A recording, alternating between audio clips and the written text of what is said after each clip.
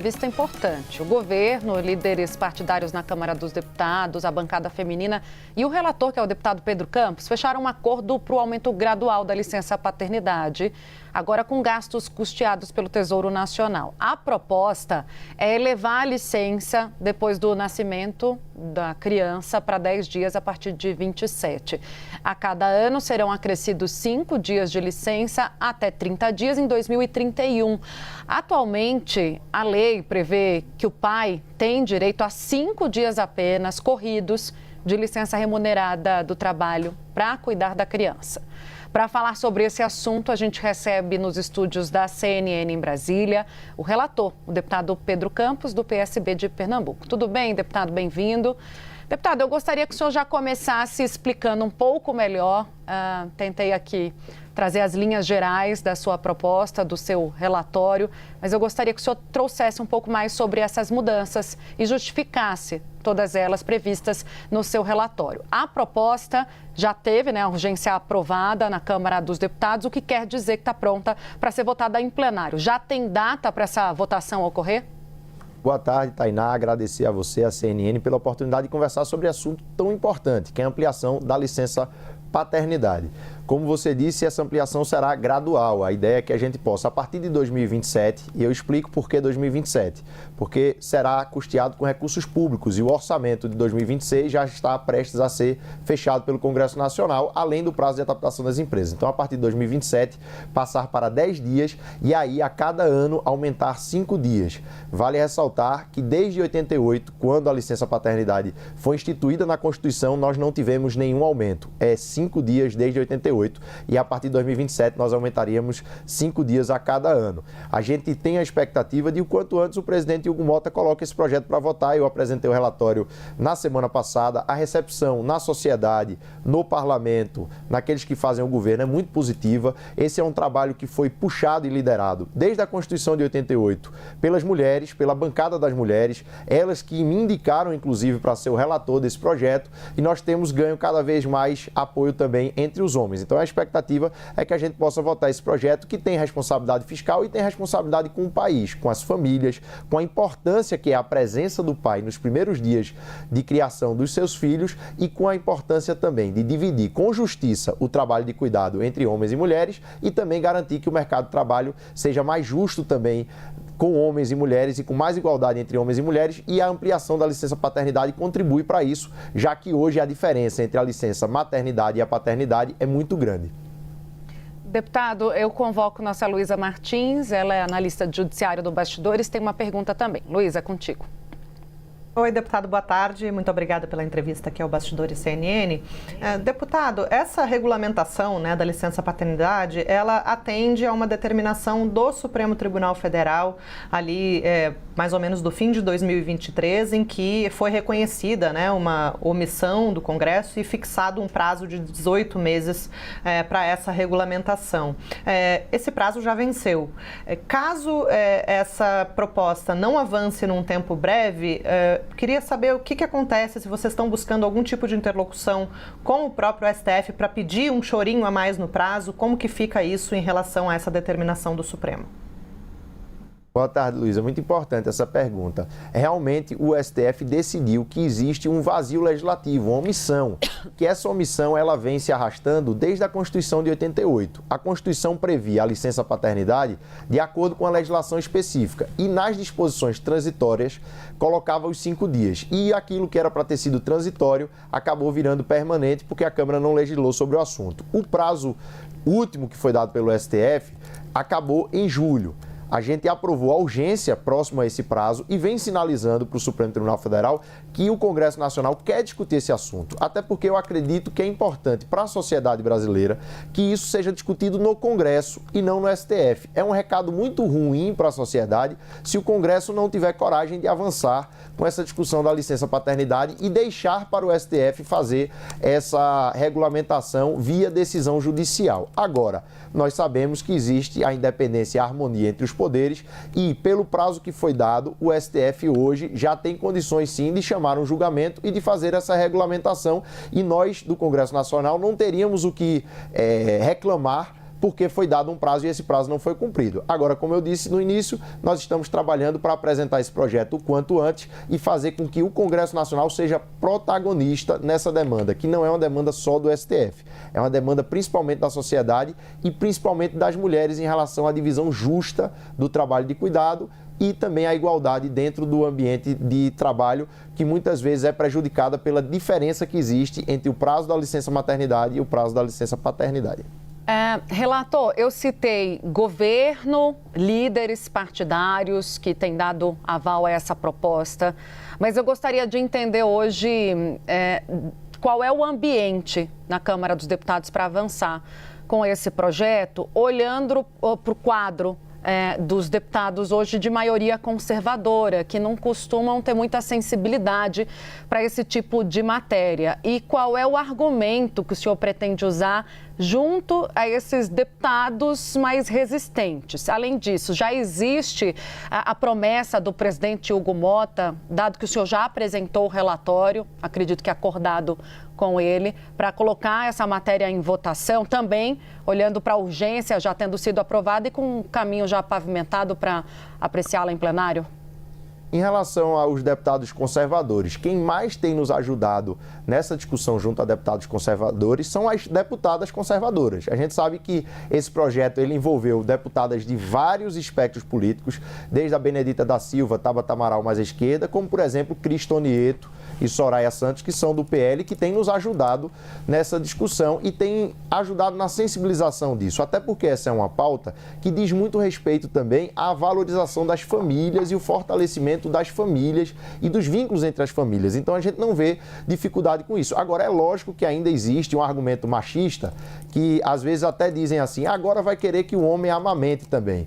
Eu confesso que eu me indigno quando eu escuto isso, primeiro porque tem muito trabalho para o homem fazer que não seja a amamentação. Tem pelo menos 300 fraldas para ele trocar, tem pelo menos 30 banhos para dar, tem 120 trocas de roupa, várias vezes para ele colocar a criança para dormir e trabalho não falta. Se ele quiser, inclusive, tem 90 refeições. Eu estou falando em 30 dias.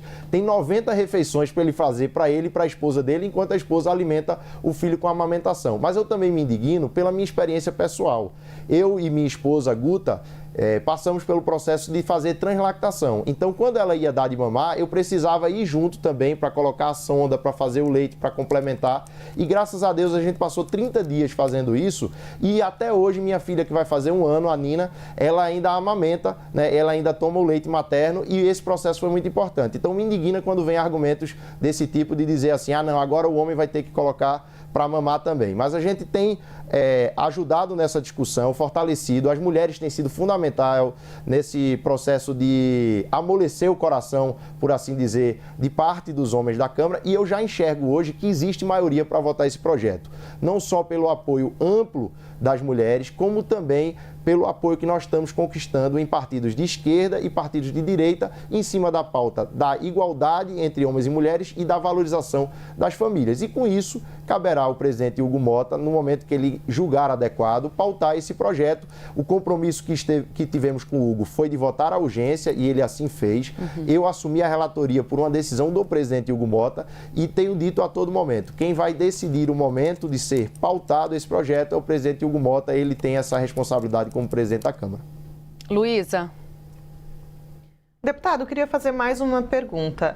Quando essas discussões começaram, alguns anos atrás, a Secretaria da Mulher da Câmara dos Deputados fez uma estimativa de impacto, né, fiscal dessa medida e o impacto foi bastante significativo, aí na casa dos bilhões. E agora com essa decisão aí do seu relatório de fazer com que isso fique sendo pago com recursos do Tesouro Nacional, isso gera aí um novo componente aí para essa discussão.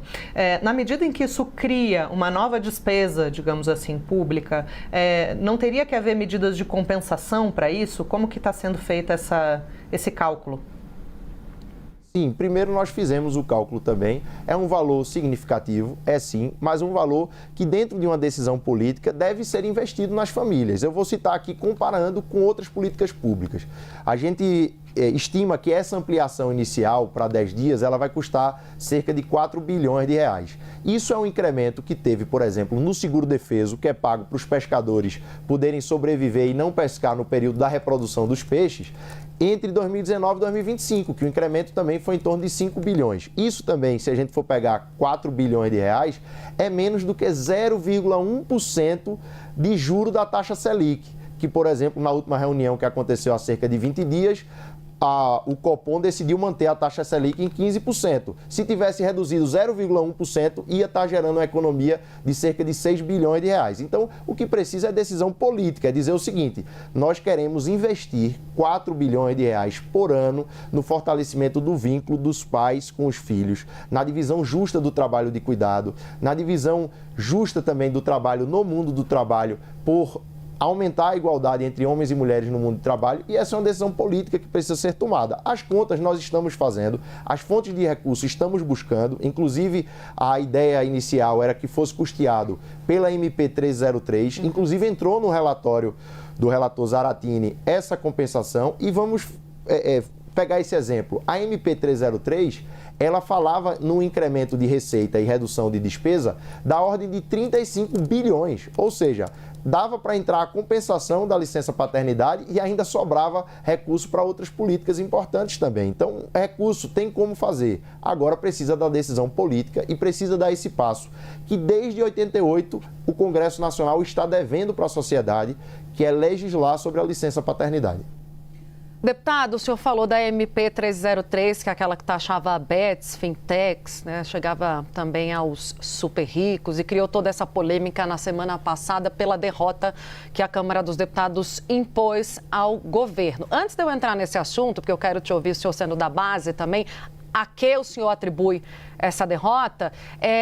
O senhor já conversou com o ministro Fernando Haddad, que justamente busca essa compensação dos 30 bi depois que a MP não passou na Câmara dos Deputados. Ele apoia esse projeto de extensão da licença paternidade? E aí o senhor já pode responder também sobre a que o senhor atribui a derrota da MP do IOF na Câmara dos Deputados. A gente atribui essa derrota a uma falta de sensibilidade do Congresso com as pautas e as opiniões do povo brasileiro. De maneira geral, existia uma maioria na população que entendia que essa tributação, principalmente das bets, era justa e que também a equiparação da tributação dos bancos e das fintechs também era algo possível.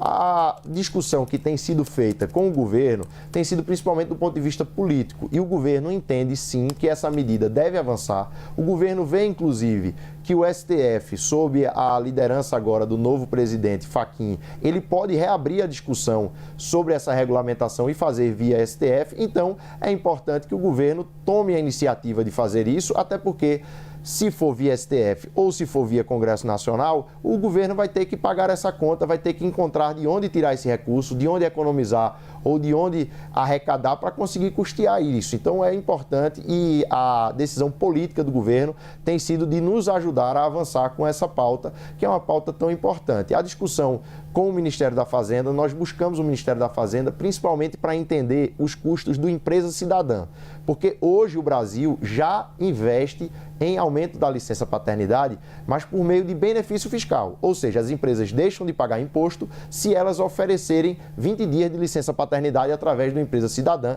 Já são mais de 20 mil empresas que têm esse benefício fiscal, e é lógico que isso tem que entrar na conta também quando a gente for fazer o aumento. O nosso relatório hoje, ele mantém o Empresa Cidadã e coloca o Empresa Cidadã como um acréscimo, ou seja, se todo cidadão vai ter direito a 30 dias, a Empresa Cidadã vai ter que dar 45 dias. Mas nós estamos abertos também para dialogar com o governo, se for necessário fazer ajustes, se for preciso antecipar esse tempo, utilizar os benefícios fiscais da Empresa Cidadã para que a gente aumente para todas as pessoas, independente delas trabalharem em empresas cidadãs ou empresas que não sejam desse programa. Rapidamente, antes da gente finalizar, deputado, eu gostaria de saber se o senhor concorda com o corte de emendas parlamentares, mais de 7 bi na mira da Fazenda, como uma contrapartida a essa MP que não avançou na Câmara dos Deputados para tentar chegar aos 30 bi e o governo cumprir a meta fiscal, e com corte de cargos agora pelo governo federal, pela ministra Gleisi Hoffmann, mapeando os traidores do governo. Em relação à questão da participação no governo, com cargos, seja lá qual seja a natureza aqui nos ministérios ou cargos locais, eu acho que quem deve participar do governo é quem acredita no governo, é quem tem compromisso com o governo, quem acredita nesse projeto. Eu não aprendi a fazer política fazendo parte de um conjunto o qual eu não acredito no que está sendo feito e que está sendo conduzido. Então, acho que, na verdade, é mais que natural que seja feito isso dentro da composição dos cargos políticos. Todos esses são cargos por indicação do presidente da República. Ele deve indicar pessoas que estejam alinhadas com o seu projeto político. Isso acontece em qualquer montagem de governo. É lógico que observando também os critérios técnicos dos currículos de cada uma dessas pessoas, mas tem que ser gente que acredita no governo. Não dá para ter um governo com gente que não acredita no governo dentro do governo, porque isso acaba gerando muito problema. E em relação à questão das emendas, eu acho que não tem o que a gente concordar ou não concordar. A partir do momento que você tem um problema na arrecadação, que você tem uma meta fiscal que foi colocada para ser cumprida e essa meta ela é pactuada entre governo e Congresso Nacional e existe uma dificuldade de cumprir essa meta, você tem que cortar os recursos do orçamento que são passíveis de corte. E dentro dos recursos passíveis de corte hoje, você tem para cada R$3 que são discricionários do governo, você tem R$1 que é de emenda. Então, se vai cortar, vai ter que cortar a emenda também. Todo mundo sabe disso. Deputado Pedro Campos, obrigada pela sua participação mais uma vez conosco no Bastidores CNN. Falamos mais adiante quando esse projeto, enfim, avançar na Câmara dos Deputados. Parabéns pela iniciativa.